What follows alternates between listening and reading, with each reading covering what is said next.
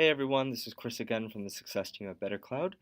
So we're going to move over now to the demo portion of this webinar. And before we actually dive into it, I just want to remind and encourage everyone to join our Better IT Slack community.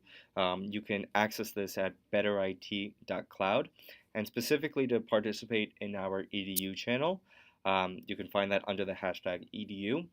But it's a great dynamic resource that you guys can utilize to pose questions, to reach out to the BetterCloud team, and even to interact amongst each other, whether you're sharing um, best practices or sharing highlights or sharing experiences or even news related to technology within the EDU space. But definitely encourage you to keep the conversation going there, and it's a great way to stay in touch with us. So please take advantage of that either during or following this webinar. Um, so now we're going to look at setting up the workflow template and the different steps that you can take to cater that workflow. And then I also want to show you three different examples that I've already set up that you can apply towards the end of year and the beginning of the school year as well. So right now we're looking at the workflows builder, which is where we're going to go through that sentence structure to set up that template. So like we mentioned in the presentation portion, uh, the sentence structure is really revolved around these when, if, then clauses, when being the triggered events, if being the conditions, and then being those action items that BetterCloud can automate. So some of the events that are triggered, again, they're all the options are listed out here. That's a pretty extensive selection, but they touch on the onboarding process, the deprovisioning process, and also changes in a user's lifecycle. So I can select, for instance, any new user that is created within Google, or any new group that's created within Google, a user that is suspended, and then changes such as a change in manager, change in title, change in OU, or transitioning to and from different groups or OUs as well. The conditions allow us to either keep the workflow very, very generic or also very segmented. So I can specify a user or group that will be affected by this workflow, or I can leave it open to any active user or any suspended user for that matter. I can also base this off a specific job title or role, a specific team or department, for instance, and also a specific primary domain should there be multiple instances. And then selecting the different actions that we want BetterCloud to automate. And again, this can be catered to a very generic workflow or a very specific workflow as well. So we'll go through some of the different automated action items that you can select from as we look at the three different examples that I've set up.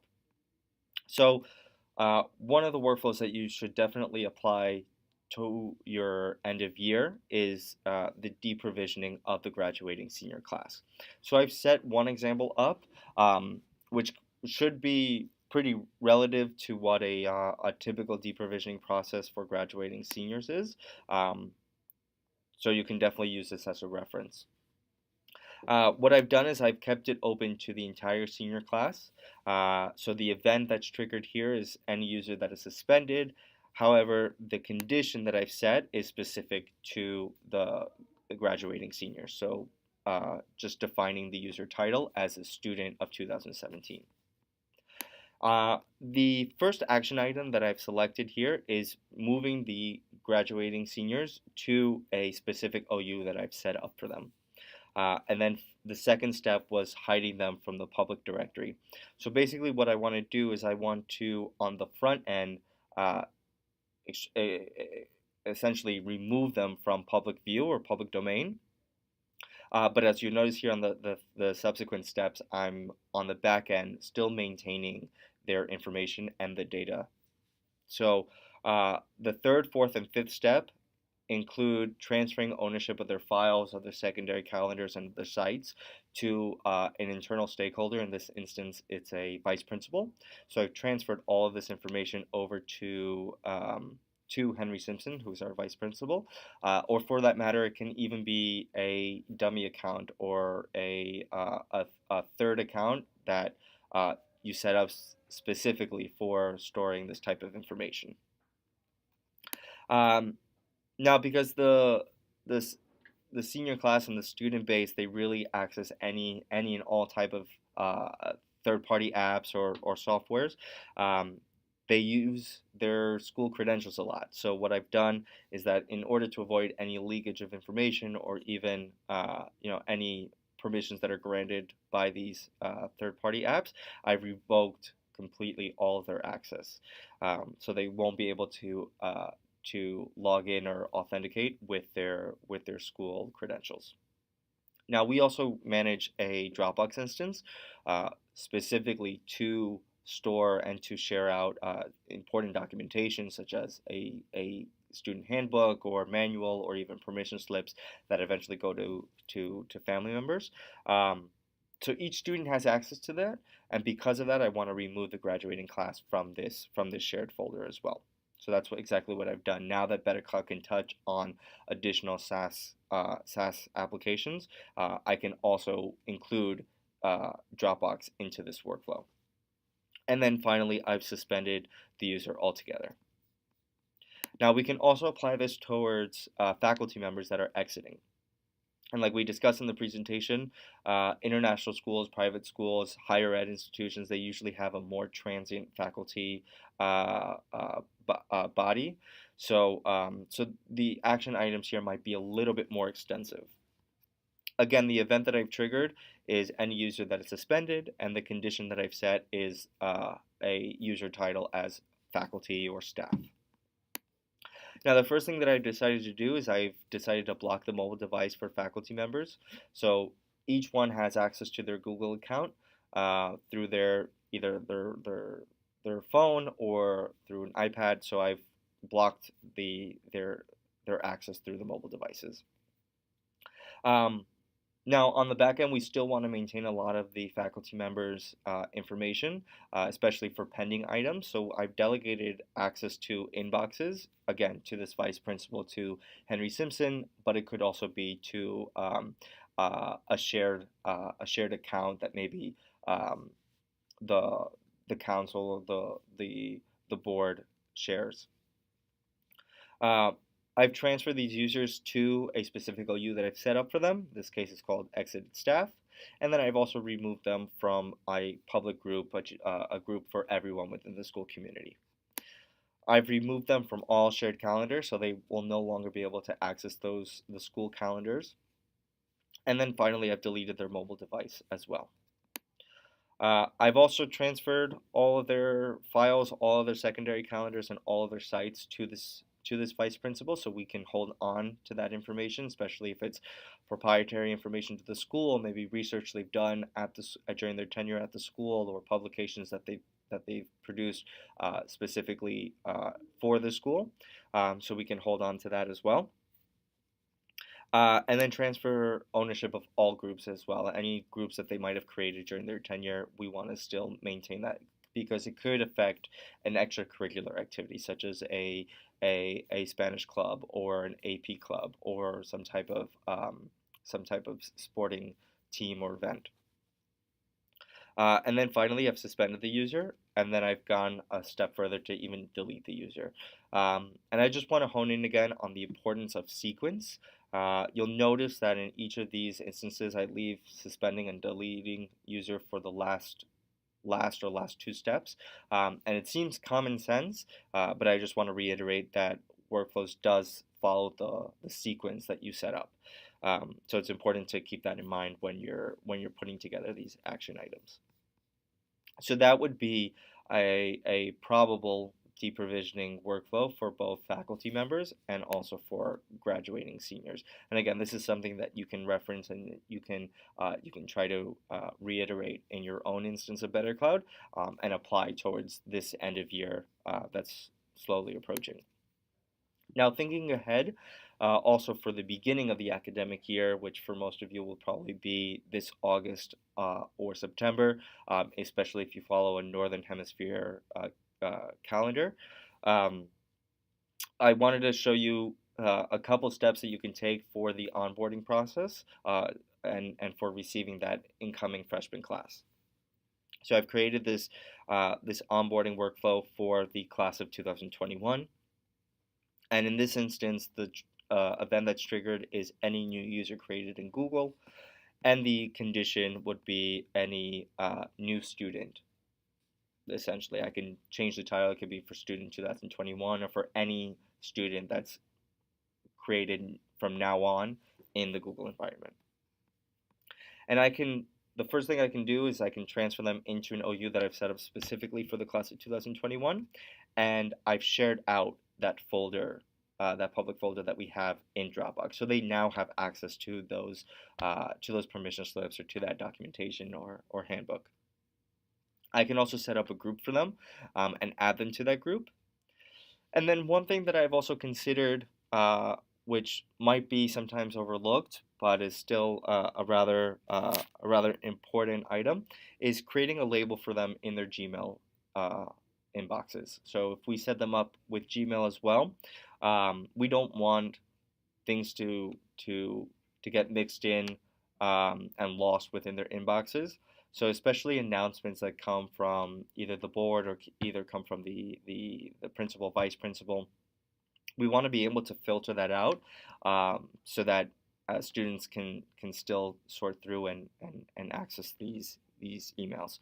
So we created a label within their Gmail specifically for this purpose, where we're labeling these types of email blasts or bulletins as you know a principal letter or vice principal letter or announcement about assemblies, etc.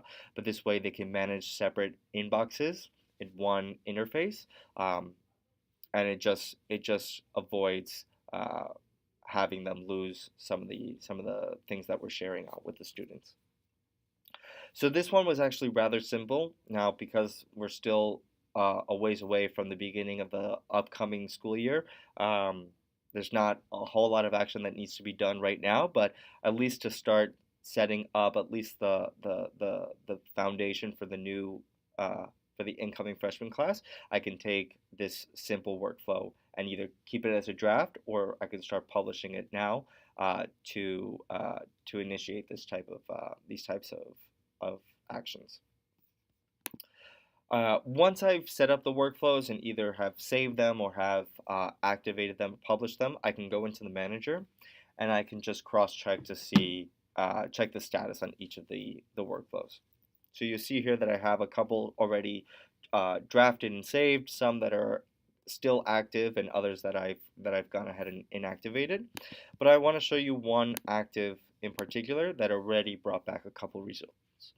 So every time that one of the events is triggered, it produces a session. So we're looking at one deeper vision workflow that has 3 sessions. So essentially what this is indicating is that there are 3 different users that have been fully deprovisioned.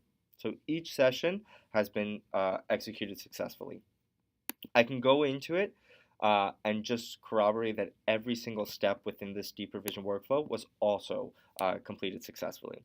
So I see that Bill Quinn, for instance, was hidden from the directory, all his app-specific passwords were deleted, went through all these different steps, and finally was suspended, and then moved into a suspended OU. Now, I can also check to see when this session was triggered and how long it took to actually execute. And in each instance, it took just about a minute, if not even less than a minute. So that also provides that time efficiency that we discussed earlier, and the status of the session also provides that precision, that accuracy. We can get into granular visibility and check at each step, either if it was successful or what action was taken. So again, providing that accuracy and the time efficiency. So that's really what I wanted to show you guys through this demonstration. I hope this was definitely valuable and eye-opening, and I definitely hope that you can take from this and incorporate it into your own workflows. I just want to go over a couple questions that we had received both in the chat during the presentation, also in the EDU channel, so we can address them, and maybe they'll answer a couple other questions that you might have been thinking about. So One question that we received was around uh, future calendar events and if it was possible to delete any only future events on the calendars. And in fact, it is possible to delete only future events. So in the then action items, we can select, for instance, there is an option to select calendars. Um, and to also select uh, delete all calendar events. From there, we can actually uh, indicate only future calendar events. Another question that we received was whether it was possible to schedule or time the workflows, especially for the purpose of maintaining users suspended for a period of time. So we are looking to definitely schedule workflows. That is something that is in development. Um, we actually received that as a feature request, and we've definitely evaluated that, and we're going to push it out. So so definitely more to come there. But yes, it will be possible to schedule or time workflows. Another question we received was around the prospects of integrating with Atlassian tools, specifically Jira Service Desk.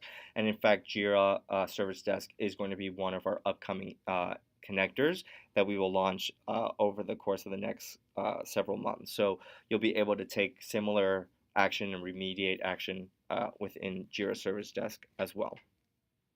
Um, One of the great things about workflows and specifically around BetterCloud in general and our microservices is that we have a very dynamic and agile platform. So we can push out these enhancements, we can push out these new integrations in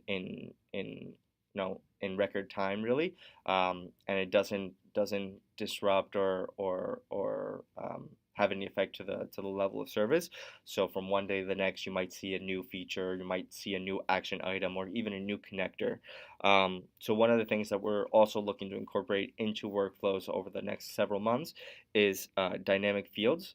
Basically, where instead of selecting a specific condition or a specific element within the workflow template, BetterCloud would be able to recognize based on the properties, recognize either uh, the element or the user that it will touch. So a lot less manual work would have to be done in the workflow template.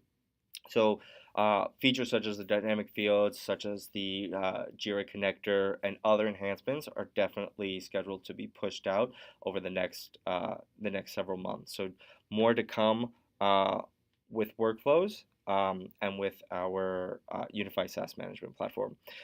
Want to thank everyone again for taking the time to meet with us, to go through the presentation, to run through the demo, and for also the questions that you've raised. I do encourage you to continue asking questions. Take advantage of that EDU channel in our Better IT community. That's betterit.cloud. So definitely sign up and let's continue the conversation there. Thank you again, and enjoy the rest of your day.